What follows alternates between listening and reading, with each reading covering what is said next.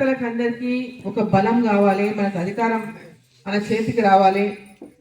మనది కూడా కేంద్రంలో మన ప్రభుత్వం అధికారంలో ఉంది. మున్సిపాలిటీలకు వచ్చే నిధులన్నీ కూడా కేంద్ర ప్రభుత్వ నిధులు కాబట్టి మనం ఆ నిధులు కేంద్ర ప్రభుత్వం ఇచ్చే నిధులు కాబట్టి పెద్ద ఎత్తున మనం అంటే పని చేయడానికి అవకాశం ఉండేటటువంటి అవకాశం ఈ మున్సిపాలిటీ ద్వారా మన పార్టీ అభ్యర్థులకు లభించేటటువంటి అవకాశం ఉన్నటువంటి ఎన్నికలు కాబట్టి మున్సిపాలిటీలలో జనరల్గా భారతీయ జనతా పార్టీ గ్రామాల కంటే ఎక్కువ మున్సిపాలిటీలో బలంగా ఉన్నది.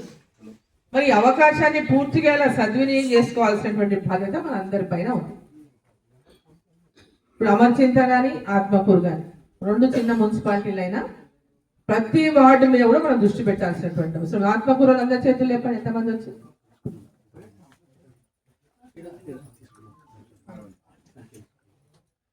సో ఆత్మకూరులో 12 వార్డుల 10 వార్డులు 10 అమర్చింతలో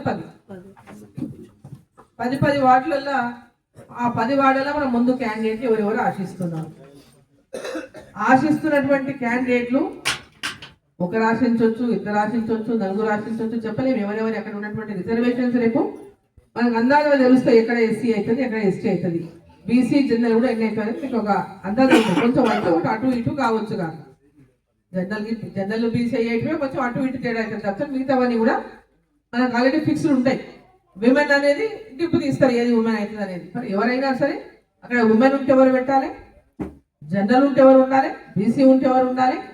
అక్కడ జనరల్ వచ్చినా కూడా బీసీలో ఎవరైనా స్ట్రాంగ్ క్యాండిడేట్ ఉంటే స్ట్రాంగ్ క్యాండిడేట్ ఎవరిని పెట్టుకోవాలి. ఇవన్నీ కూడా మనం ప్రిపేర్ చేసుకోవాల్సినటువంటి అవసరం ఉంది. అక్కడ జనరల్ ఉంది కాబట్టి ఓడిపోయినా సరే మాకే కావాలని అడిగితే మాత్రం దాన్ని ఎట్టి పరిస్థితి కూడా కరెక్ట్ కాదు. ఖచ్చితంగా గెలిచే వ్యక్తులకి ఆడ మనం ప్రాధాన్యత ఇవ్వాలి. ఈ గెలుపే ప్రధానంగా మనం అందరం కూడా ప్రతి కార్యకర్త కూడా